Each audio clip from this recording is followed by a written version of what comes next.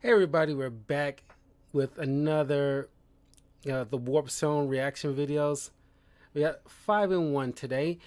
I love this channel. Definitely give these guys a as much support as you can possibly can. Uh, uh, I got a good batch here. We talking about it a little bit each one, but if you like the channel, if you want to support my channel as well, leave a like, hit the notification bells, follow me on the links in the description, especially my Twitch channel where I be streaming video games for the most part. And currently I've been on like a roll with God of War Ragnarok, so definitely check me out when I'm live so you can chat with me and we can just talk about that game or any other game I might be streaming. Next week I will be starting my stream on next weekend, Pokemon Scarlet. That's what I'm gonna be buying and playing. So anyway, without further ado, let's get to watching. And we slaughtered Star Wars: How the Inquisitor lightsaber was made. And this is a little bit after the whole situation with the I forgot the actress name, but that if you watch my spoiler review of season 1 of the Kenobi series, that Inquisitor that wanna be like such a wannabe bad guy, but didn't turn out. She had a change of heart by the end of it. Who's obsessed with killing Vader and everything like that. The actress, people gave the actress a lot of shit, and it's, Star Wars, supposed Star Wars fans don't even want to consider them Star Wars fans, attacking the actress. I don't have no problem with the actress. My issue with the character itself is she was such a try-hard, and it's like, if you're portraying a bad guy, just be a bad guy. Don't try to be a bad guy. It's like, someone like Thrawn is a good example, or the Emperor, a good example of just they're bad guys, but they ain't trying to go leaps and bounds to prove that. Anyway, a couple of cycling field energizers right there. Yeah, that should give this puppy some. Hey, read the sign, you wombat. I'm on break. Come back in a.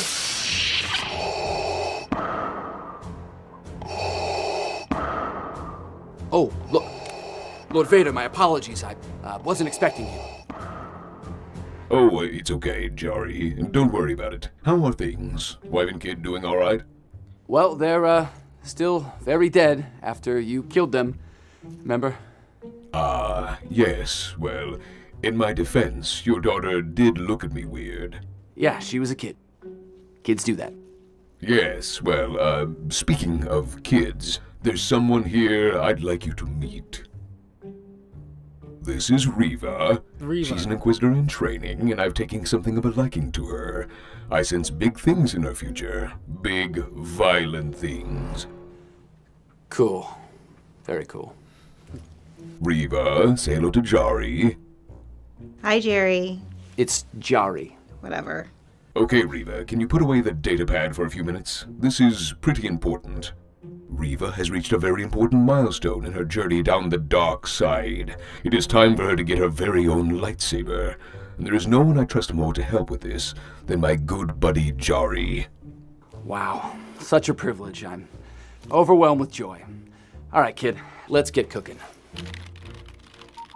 Okay, we'll start you off with the basic Sith starter package. Red crystal, matte coating on the hilt to cut down on fingerprints. No, make it double-bladed. Now, sweetie, you haven't really trained for a saber like that. Double-bladed sabers are extremely advanced. Are you saying I can't handle it? No, of course not. You can handle anything you put your mind to, my dear. You heard the little lady. Make it a double. All right, Maul special it is. Maul special. Ew, no, that's way too long. I want it half the size. Half the size? I don't even know if I can fit all the components in a case that small. I said half the size. Oh, she's been working on her intimidation. Makes a papa proud. All right. Half the size. I'll make it work somehow. And put a circle around it. Ah, yes. Very smart to add in hand protection. Trust me, I know a thing or two about losing a hand. And make the blade spin. Well now, honey, that's where your arms come in. You know, the saber can't do everything for you. No, I want the blades to spin so fast the saber will lift me off the ground. Okay, we've seen it happen in like Clone Wars and Rebels and stuff like that in the spinning thing, and it's cool looking, but words on paper and you just actually describe the entire layout, it does sound pretty fucking stupid. But oh my god.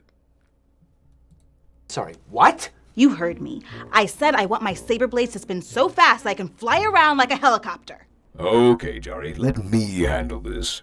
Look, Reva, you know I love you as much as any Sith Lord can love a subordinate/surrogate daughter. But the saber you're designing is, now how do I put this nicely, really f***ing dumb. A lightsaber is meant to be a simple but elegant tool in your arsenal, an extension of your power. What you're trying to make is an overproduced, flashy piece of nonsense that looks like it was designed by a Gungan tripping balls on death sticks.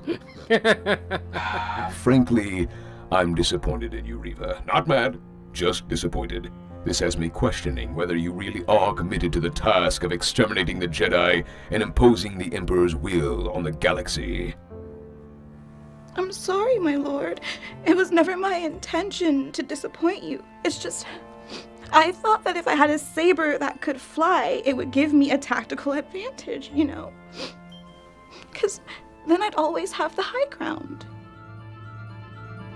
It's over, Anakin!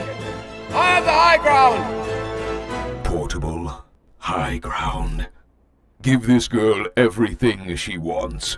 What? In fact, I want the saber to be the new standard for all Sith Inquisitors. Jeez, that's a pretty tall order, boss. I'm not even sure the laws of physics are going to allow for this.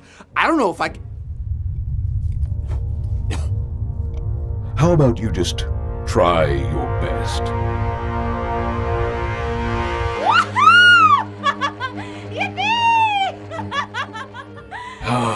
You know there's nothing quite like the sound of your kids' laughter, right, Jari?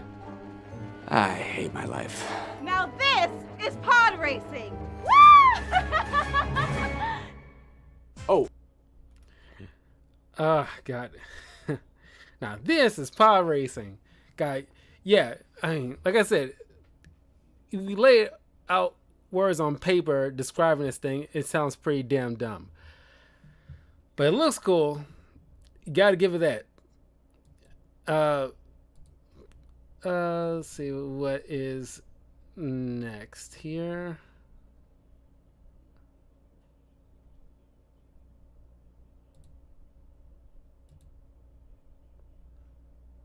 Okay, I'm gonna get past these ads. Sorry, I don't have like edit material or even like, putting the time to try to edit stuff. It's just, it's the whole thing. So I just avoid it.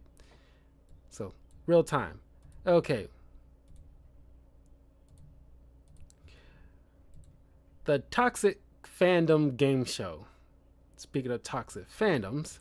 It's time for everyone's favorite game show, That's My Fandom! With your host, Guy Last Name.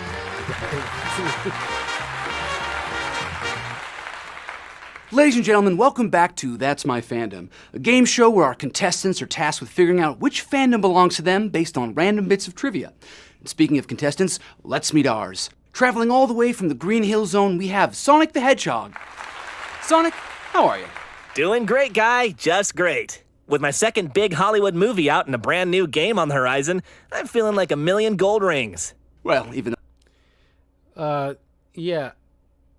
Don't know if I'll get Sonic Frontiers. I'm hearing good things, but I don't know.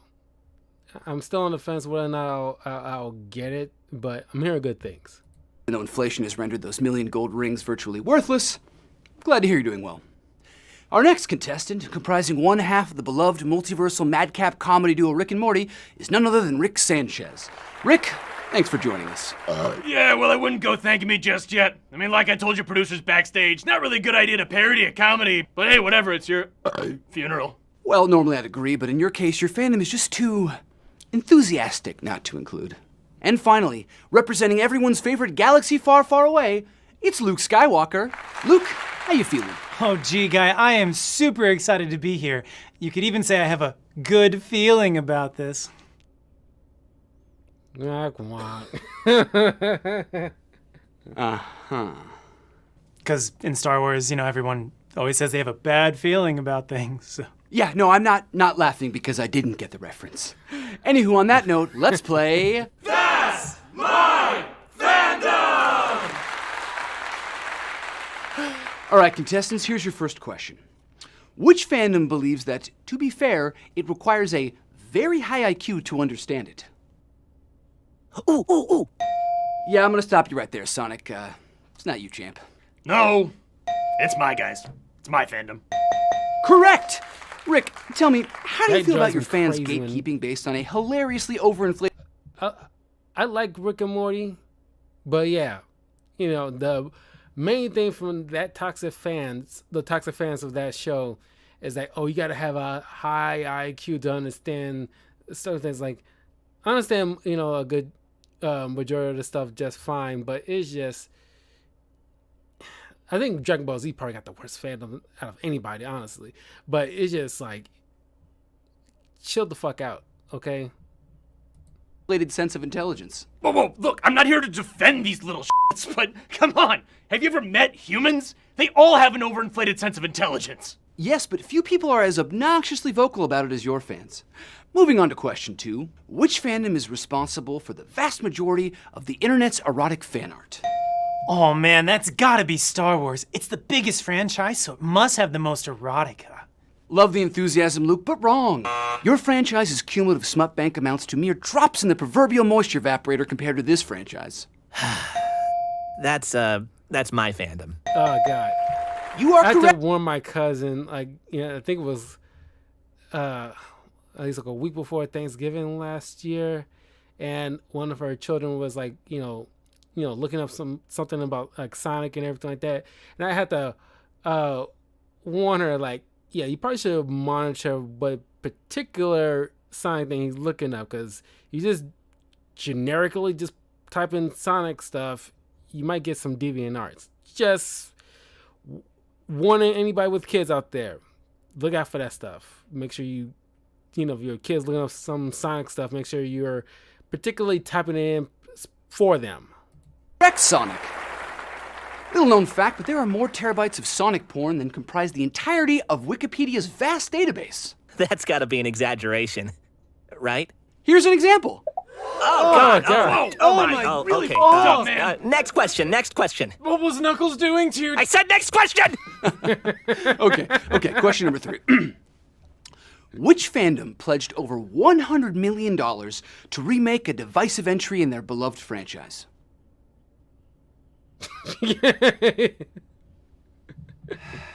Yeah, that's my fandom. Correct! Your fandom pledged over $100 million to remake The Last Jedi. Wow! So much money! I mean, just think of all the better, more productive ways that insane sum of money could have been spent. Well, Natural disaster relief, medical supplies for those in need, homeless shelters. look, I didn't like The Last Jedi either, okay? But for the record, at the end of the day, it's just a movie, okay?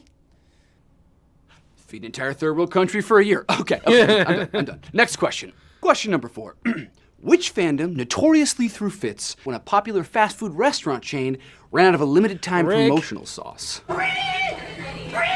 Oh, wow, guy. Hope you didn't throw your back out when you bent down to pick up that low-hanging fruit. What else did you find when you were down there? Trump jokes from 2016? Shall I take that petty bit of deflection as an answer? Fine. Yes, it's my f***ing fandom. Correct!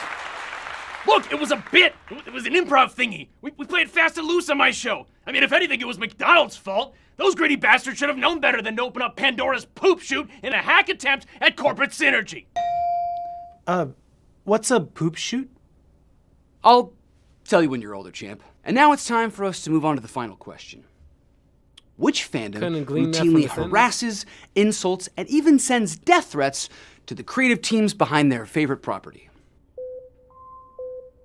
Really? No one? Not even gonna venture a guess? It's gotta be Luke. Wow. Thought that was a gimme. Well, the answer is all of your fandoms. In fact, every fandom. Every single fandom that has ever existed has harassed the people working behind the scenes. How do we feel about that? Yeah, it stings, doesn't it? Feels kind of grimy. Kind of like they missed the entire point. Well, the sound of awkward introspective silence means we're out of time, folks. Just a friendly reminder to keep a healthy distance between yourselves and your favorite franchises. It's a parasocial relationship, and they will never love you back. So be excellent to each other, and we'll see you next time on... That's my fandom!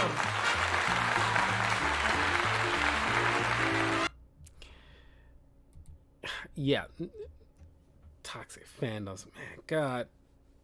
I mean, I love, like, like, I like nerdy stuff too. It's like, like I said this multiple times. Spider-Man No Way Home is honestly my favorite film like I ever seen. It's one of my favorite films of all time. I love it to death. But I can agree that there's other fantastic films that arguably some people will say is better than Spider-Man No Way Home. I'm not going to sit there and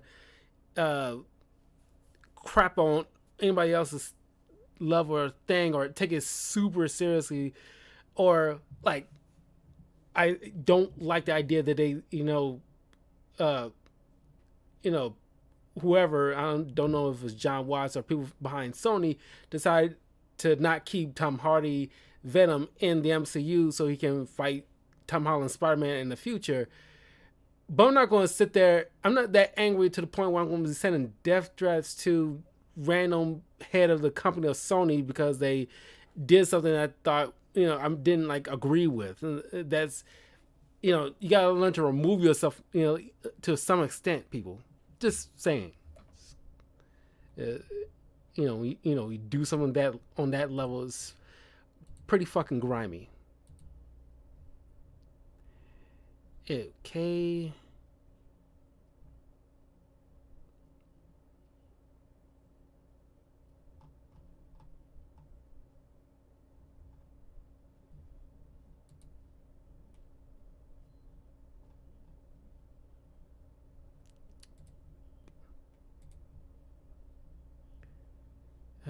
Okay. Oh, good. This is faster.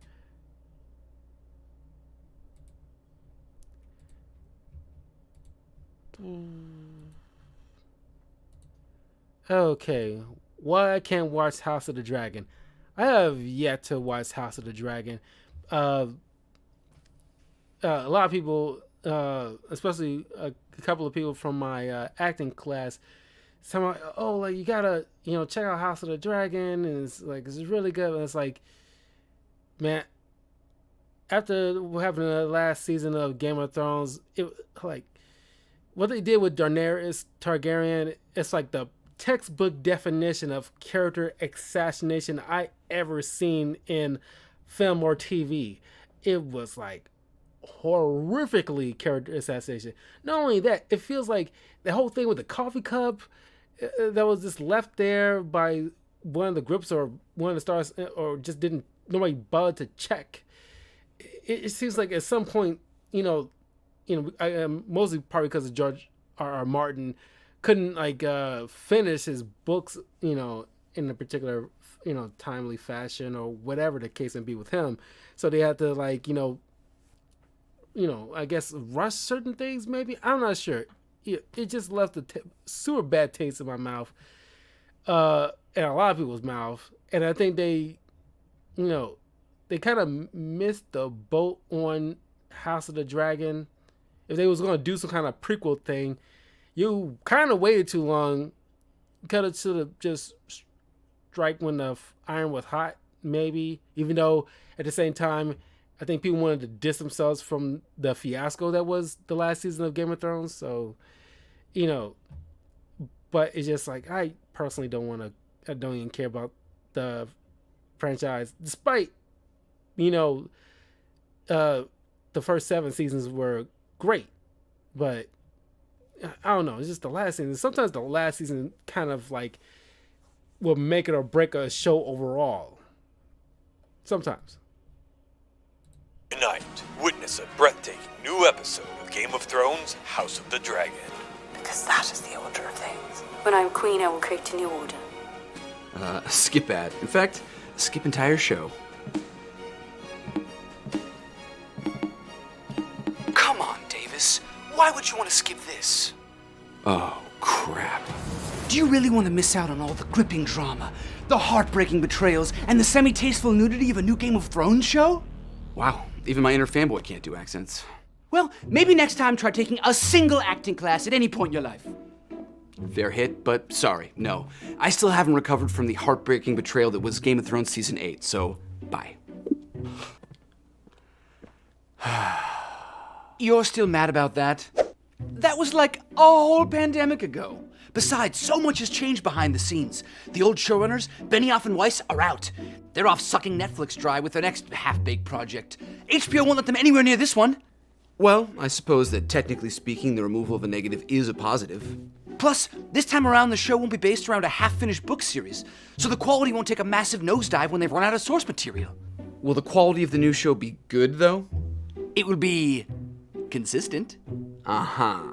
Oh, and did I mention that it stars Matt Smith as the deliciously dickish Prince Daemon? Don't you want to watch everyone's second favorite doctor become their first favorite Targaryen? Okay, that's actually the first truly tempting thing you've said so far. Oh, no. That does not mean I'm going to tune in. Matt Smith is also the best part of Morbius, and we all know how that turned out. Yes, but this show has set hundreds of... I actually like Morbius, and I understand the issues that movie had. Trust me, I know. But some strange reason, like, I dug the movie. It's like... And, like, Matt Smith, yes. But I think, like, Jared Leto, oddly enough, wasn't, like, the terrible part of the film. I really actually dug Morbius. It's weird. It's like, why do I love it? It's like, like logically, it's like, all the things that people point out, yes, I agree with. It's like, this equates to bad film and something I should stay away from. But it's just like, it's like, I kind of dig it. It's weird. It's very weird.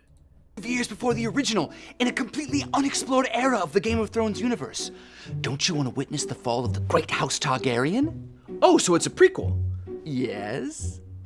Great, so instead of a dynamic show with fleshed out characters where anything can happen at any time like we had with the original, we're gonna get a bunch of generic character archetypes who are barely anything more than reanimated lore-filled meat sacks mindlessly acting out whatever predetermined fate was written for them years ago in order to stick to an almighty timeline?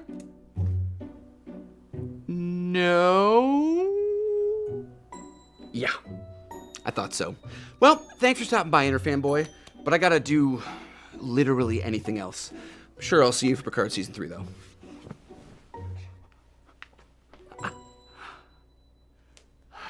But Davis, come on! It's Game of Thrones! You love Game of Thrones! The world loves Game of Thrones! Don't you want more Game of Thrones? No, I don't want more Game of Thrones. And I don't love it, I loved it. Past tense. I never read the books. I went into the original series completely blind. Naive, even. But over the years, season after season, the show hooked me with its incredible... I never read any of the books either. I didn't get into Game of Thrones until like around season 2 after people was raving about the first season. So I binge watched the first season and caught up in partway through into season 2 when it was like airing, and I was like, yeah, this is pretty damn good. But like I said, the last season, man, that was like a death sentence of that doggone franchise, at least for me. Writing and dynamic plot with characters in a world so multifaceted, so compelling, so real. Those figures. I couldn't help but to care about it. Figurines. Obsess over it even. Priceless memories of lost loved ones may have faded from my mind, but I can still name every f***ing one of the houses of Westeros. And in the end, how was my devotion rewarded? with a steaming pile of butt broth, violently discharged by a pair of hacks who'd rather f*** off to Star Wars land than bring the story to a satisfying conclusion. I got burned before, badly, and I'm not willing to put myself through the same thing, especially not for just more Game of Thrones. So if the best you have to offer is just more of the same, then you can count me out.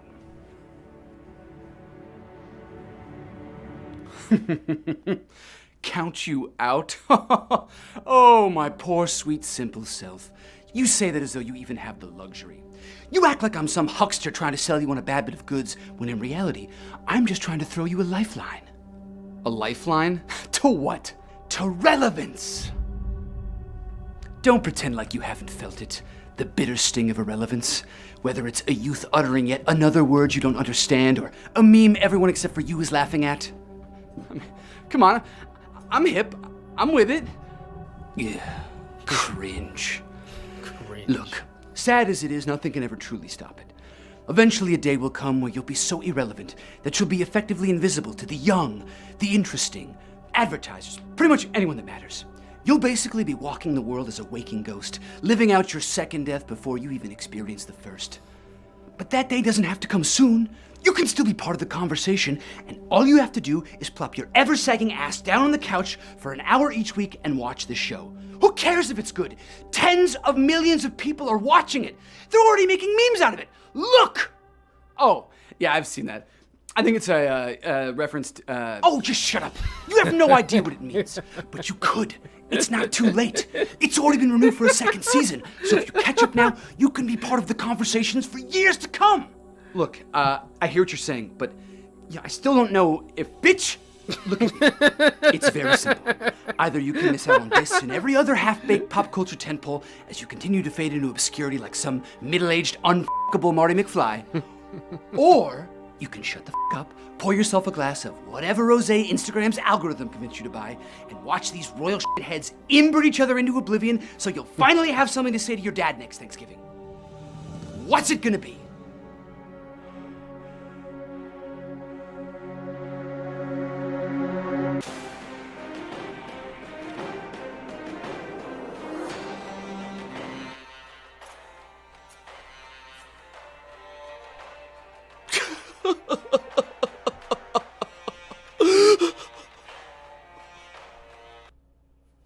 Hey everyone, thanks for watching.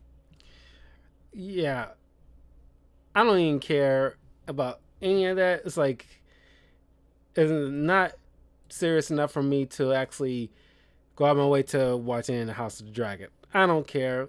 You know, at least nobody I know, that, see almost on a daily basis talking about House of the Dragon as heavily as they were with Game of Thrones. I mean, you bring it up, I'm pretty sure somebody has seen it and think it's good, but I mean, it wasn't as like bringing that fervor like Infinity War and Endgame did. That kind of like, oh, you gotta see it. Like it wasn't that like thing. It's just like, yeah, it's pretty good. You should check it out. But it's like, but it's at that same time, it's kind of that tone of voice is like, check it out. Yeah, check it out. Okay.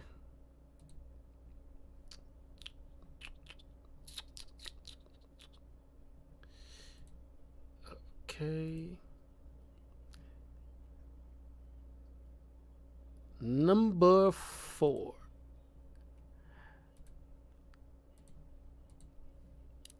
Okay, the Console Wars dating show. Remember the Console Wars during the PS4, Xbox One era, and people was like, vying for like which one will beat the other. It was dumb fun personally, but there were a few people out there that kind of took that super seriously.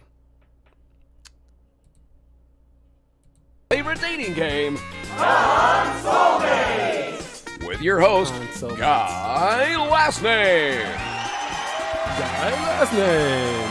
Oh, stop it, please.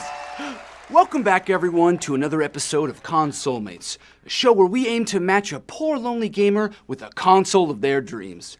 First, let's meet our eligible consoles. Representing the Nintendo Switch is none other than the Jumpman himself. It's Mario. Since my princess is in another castle, I'm down to play around. It's me, Mario. Waha! Yippee! Man, like literally almost anybody can do like a better Mario than Chris Pratt. I'm sorry, but that casting choice was like, obviously it was an obvious money grab to get butts in the seats, but come on, you actually got the actual voice of Mario as a supporting or just like a cameo or something in the film, but just you didn't want to fork in at least half of whatever you're paying Chris Pratt to pay this guy, because voice actors are actors. We are actors. But, you know, it's just, that's the whole thing. But, man, it was just like, ugh.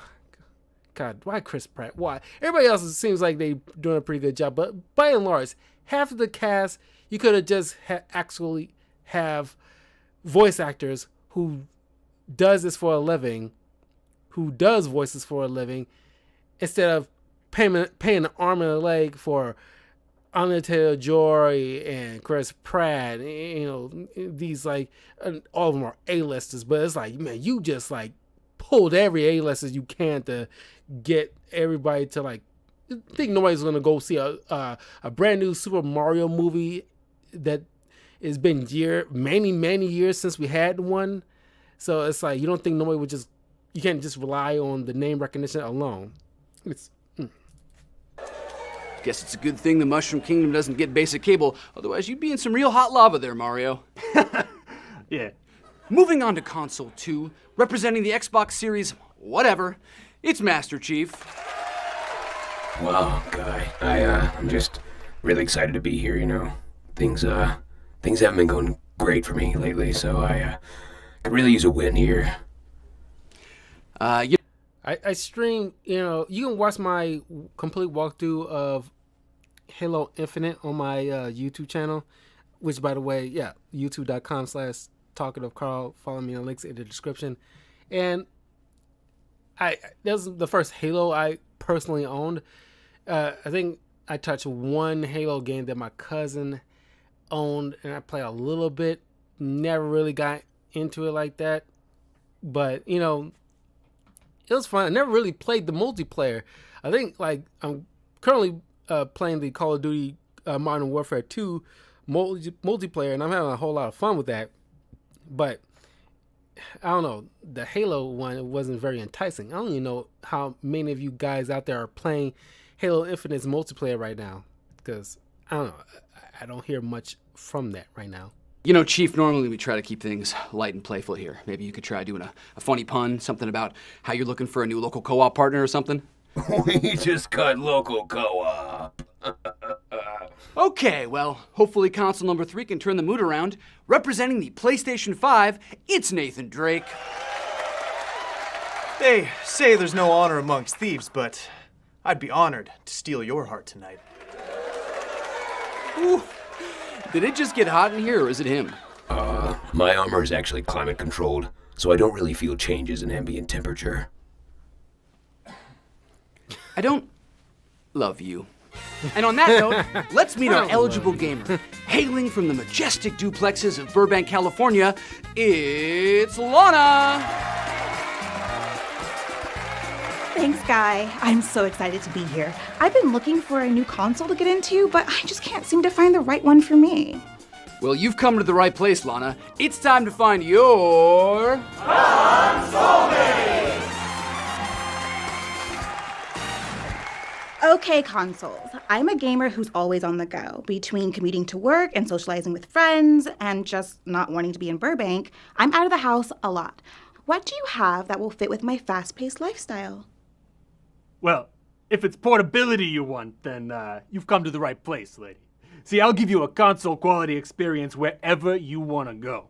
And then when you're ready to slow things down a little bit, we can curl up on the couch and I'll dock right in. Yeah, I think Nintendo's good with still portable, because I never... So feature-rich. Okay. I have a Nintendo Switch, but I'm pretty sure a large majority of people by this point should have a Nintendo Switch in their house. but how many people actually take that out? I think it's very rare. I actually see people. I think when I went to Vegas, I saw a couple of people in the airport with Nintendo Switches with them, but it's like, by and large, it's like, how many people actually take that thing out into the out in public to play that thing? It's like, maybe while I was going to my acting classes on Saturday, for the past 8 weeks, maybe at one point I saw somebody on the train with one of those at some point. But it's like, man, it's so rare. Like, I don't feel comfortable bringing my thing out there. And besides, it's kind of like being glued to your phone. It's like you lugging that thing with you, and you're just, I don't know. It's it's obsession with technology kind of thing. Anyway, like the last time I actually had something like that brought out, it was my Game Boy Color. I think that's the last thing I had where I actually, because I was a little kid going on road trips or traveling somewhere or going to family reunions or something like that. Like, I had a portable game device with me. And if you had one of those things, you make sure you bring your freaking charger with you, because it takes double A's, but those things ran out. And I was playing like, whatever Pokemon Color I had at the time, because I've been getting those things like a lot growing up. And it's like I just playing those things to pass the time. So that's the only time I actually brought something out there. But not a full on. The Nintendo Switch is a freaking game console. Even though you can take it apart and take it with you, it's like, I guess PSP mixed with a Game Boy Color. But by and large, nobody wants to bring that thing out there. Why would you? Hey, console number 2. Taken. Well, I would prefer you to play me on the couch, if you know what I mean. But hey, if you don't want to do that, that's okay. I can live with that. You can always play my games on a laptop or stream them on your phone with my Game Pass. Just please play my games. Okay, console number 3? Portability, please. I've tried that noise before. Wasn't for me. See, my games are premium experiences that command your full attention. Trust me, you're gonna want to be sitting down when I blow your mind. Ooh, the confident type, huh? I like that. Me too. But we're not here for me. Why don't you ask another question? Okay, consoles, I'm not trying to come off as shallow, but when it comes to gaming systems, looks do matter. So, tell me what you got in terms of graphics. Hey, graphics aren't everything, Toots. If anything, it's the art style that stands the test of time. Sometimes 720p is all you need, baby. Ooh, sounds like someone has some trouble getting it up to 60 FPS. Oh, snap. Okay, console number 2. Well, if graphics are what you're looking for, Lana, then you've come to the right place. My console's got so many teraflops, you're gonna be like, oh, damn, that is a lot of teraflops. Okay, and what's a teraflop? Oh, well, it's this thing that, it makes the graphics more gooder. That drives me crazy when, those little sound bite things or, little punch words or whatever you call it, when people at these like E3 conferences use those buzzwords. It's like, 60 teraflops of 82.B. Like, the average player doesn't know what the hell you're talking about. And it's like, stop it. You try to make you sound like trying to sound impressive when it's like nobody's understanding the hell you're talking about. You're just it's like trying to make yourself sound smart by saying big words. You don't know what a teraflop is, do you?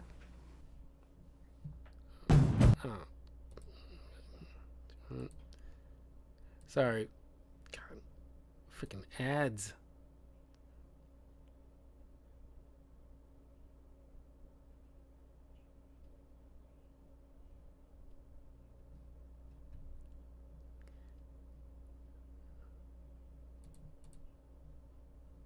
Okay, here we go. No. Yeah, I thought so. Console number 3? Well, doll, I don't know how many terafloppies or whatever my console has. I just know my games look good. Real good.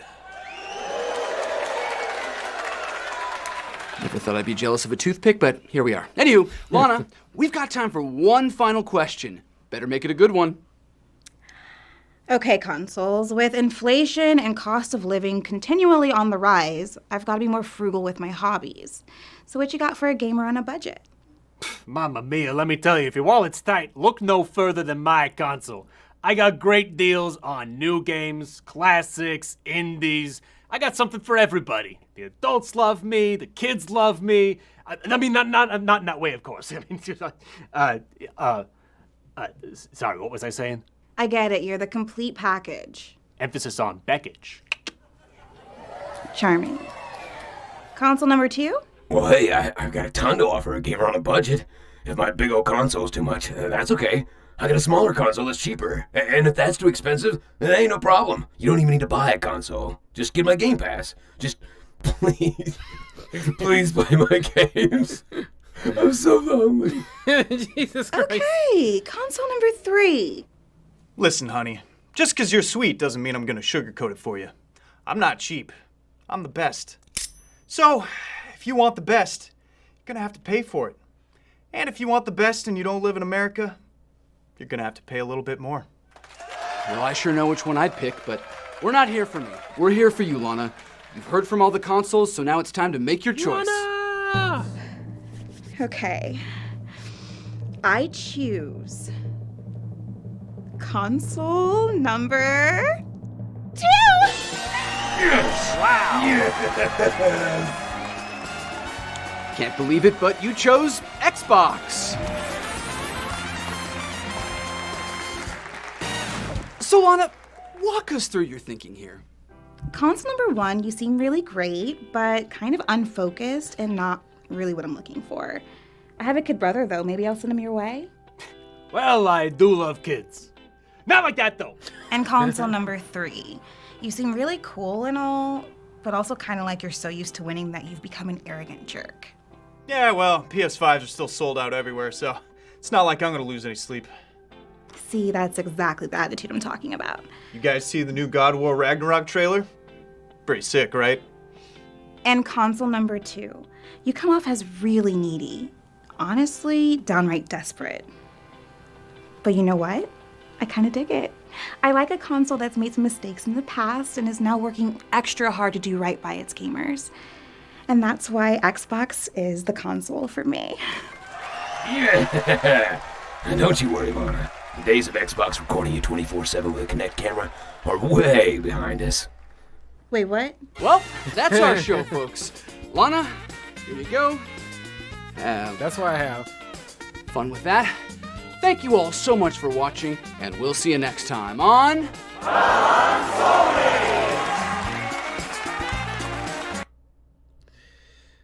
Oh my god, man. That was hilarious. Oh my god, that was hilarious. That was really, really funny. Alright, we're down to the last one. Okay.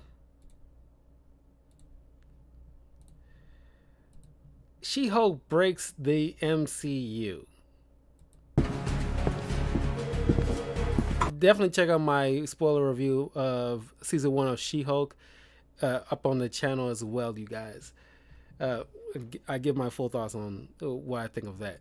Overall, it's pretty good, but you know, there's only like a few episodes I actually really, really love. But you know, the middle part, it's good, but it's just like, I'm here to see Kevin.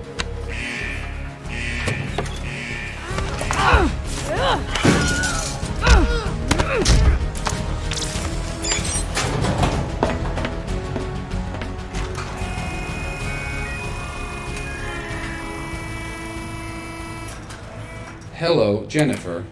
Kevin?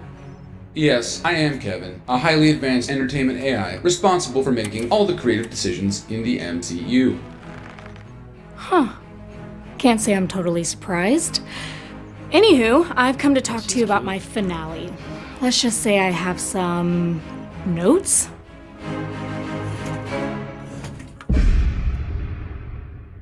Okay, so to recap, you want me to ignore an entire season's worth of plot threads, magically resolve the conflict off-screen, and bring back Daredevil again for more easy audience points. Anything else? Oh, for God's sake.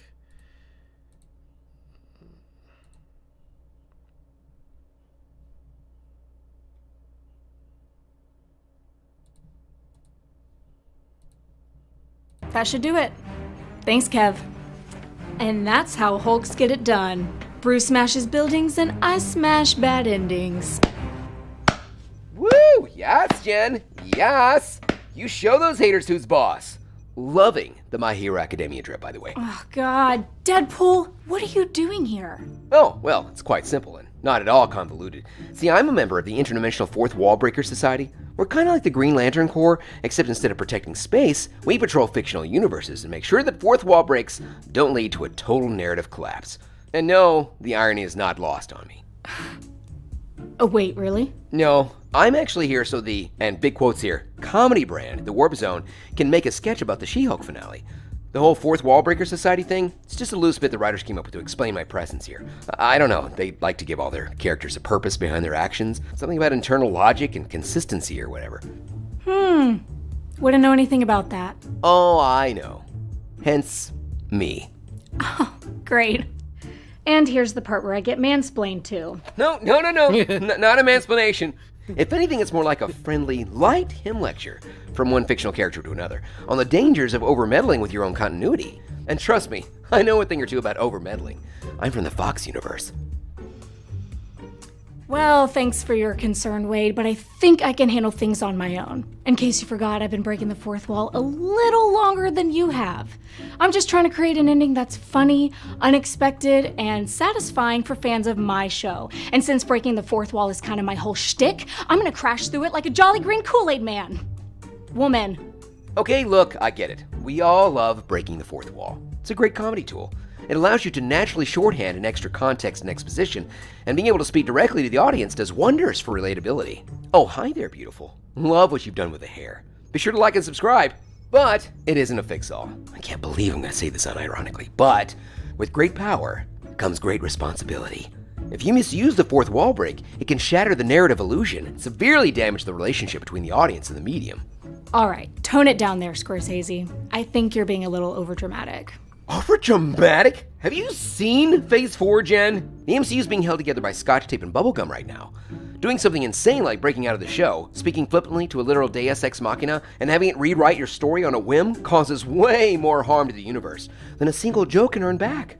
I think you're reading a little too far into this, Wade. Yeah, okay, it is kind of a cop-out ending, but that's by design.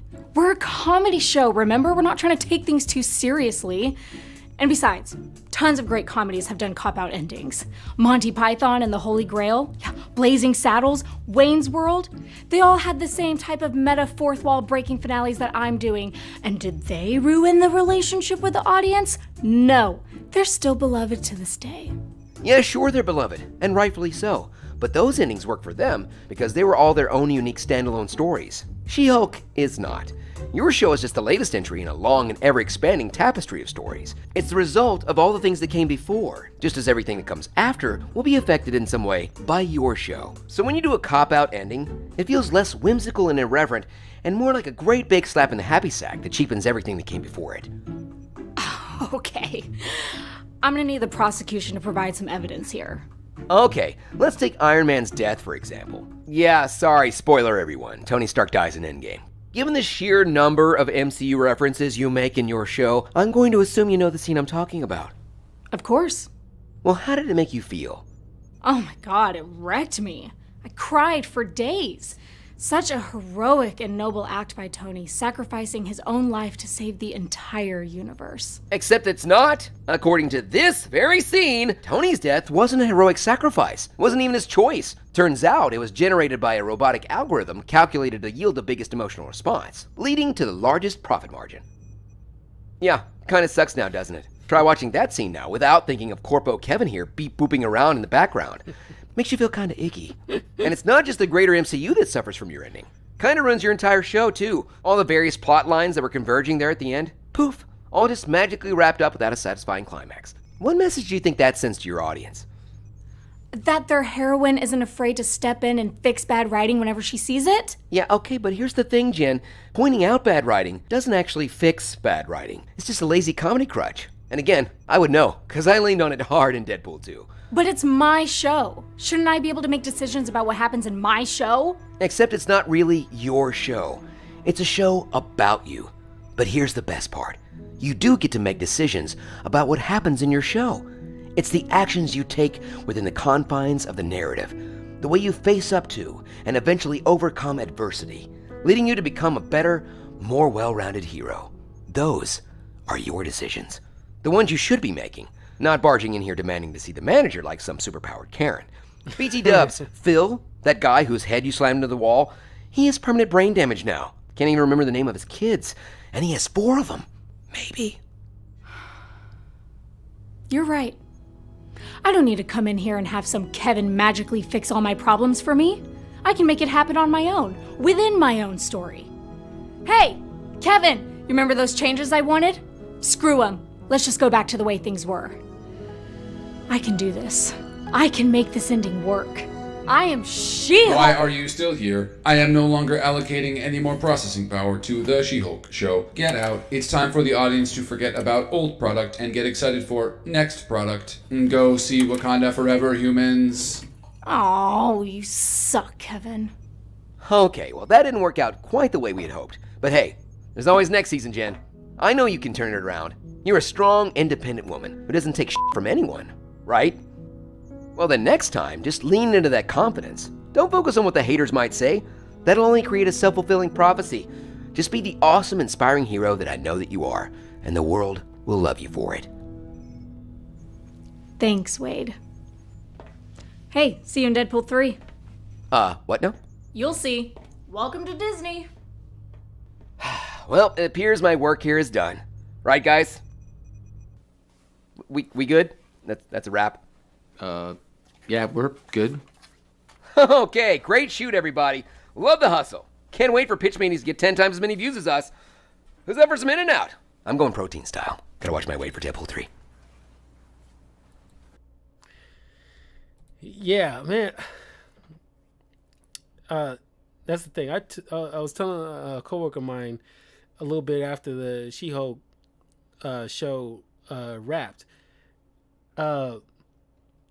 Yes, she does break the fourth wall. Not as much as we know Deadpool to do, but she was, the first. But the thing is, it's like, you gotta limit the amount of people that can, do this fourth wall break thing. Because if everybody's breaking the fourth wall, then it kind of makes the whole thing pointless. And it's not less special. I mean, it's not as special.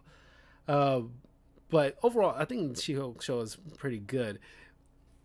And another person who brought it up to me, and I agree that, Disney Plus and whoever is behind Disney Plus, along with Kevin Feige, should, Disney Plus is an awesome streaming service. No doubt about it. But you gotta slow down on the content. Perfect example with Ms. Marvel and the Kenobi series. It's like when one was finished, the other was, just about starting. And it's like, you got to space it out. Just like, you want to have original content, limit it to maybe at max 2 a year. And like space it out where like Ms. Marvel, for example, can begin in the beginning of the year. And then Kenobi series can come up at the end of the year. So that way, there's a gap for us to wait and digest each show, and allow us to not only enjoy the service, but all this stuff that we can revisit, anytime we want, especially older stuff we haven't seen in a long time that you have the rights to now. But also, when you make new things, it's not being like bombarded with all this other stuff that we got to see, because people don't have the time. It's like there's so many things people want to try to check out, but it's competing with other stuff. Is like, is HBO Max got like Peacemaker coming out, and people gotta watch Ms. Marvel as well, and then and like, you know, Amazon Prime got Invincible, and like everybody's like, you know, it's, you know, people don't have time. Gotta limit the stuff. Slow down. You acting like people are gonna forget Disney Plus exists if you don't constantly check out stuff. Relax. You're not gonna lose anybody, and you're making enough bank as it is where you can rely on just 1 or 2 shows a year and space them out. But good on you for at least making it not like a binge watch thing like Netflix model was, and just making it, you know, once, you know, every episode once a week, so we can at least have the time to digest what happened in each episode. But anyway, that is the Warp Zone reaction videos for this week. Stay tuned. I'll have some other reaction videos coming up in a few minutes, but don't forget to like and subscribe, and I'll see you guys next time. Peace.